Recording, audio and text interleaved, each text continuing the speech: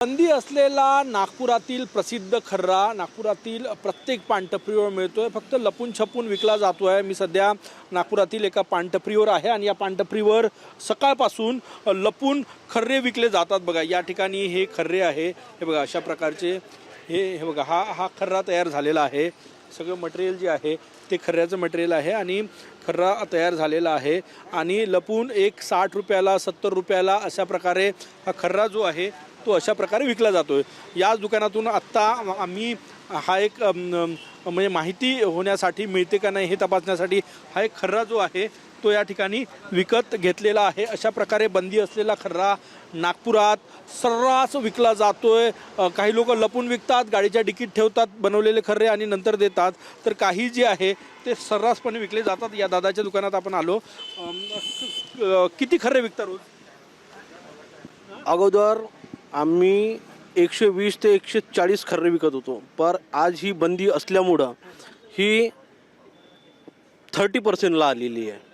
हां, आणि त्याचे भाव म्हणजे असे होते की आजच्या काळामध्ये अगोदर तो 25 ते 30 रुपयाला मिळत होता, आज 50 ते 60 रुपयाला मिळत आहे। हां, बंदी आहे, मकोका अंतर्गत कारवाई होऊ शकते, जेलमध्ये जावं लागू शकते, हे भीती असताना विकता?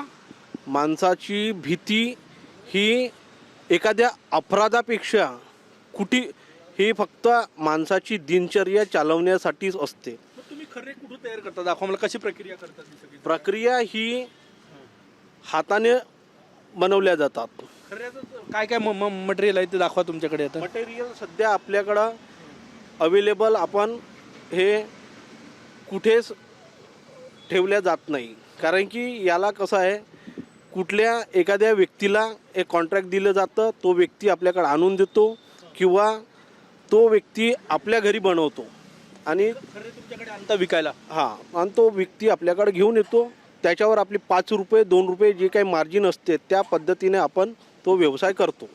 हे अत्यंत गंभीर बाब आहे। बघा हे नागपुरातल्या पानटपऱ्यांवर अशा प्रकारचे खर्रे हे सर्रास विकले जात आहेत। कारवाईची भीती नाही, काही नाही। हे बघा आम्ही स्टिंग ऑपरेशन म्हणून चेक करण्यासाठी मिळते का नाही हा एक खर्रा विकत घेतला, खर्रा मिळाला आणि सर्रासपणे नागपुरात पानटपऱ्यांवर छुप्या पद्धतीनं खर्रे विकली जात आहेत।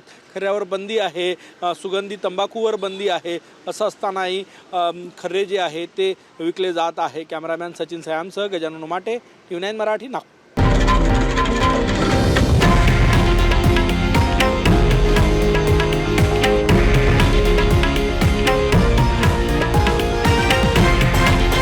हे आहे देशातील नंबर 1 न्यूज नेटवर्क आणि आपण पाहत आहात TV9 मराठी, एकमेव।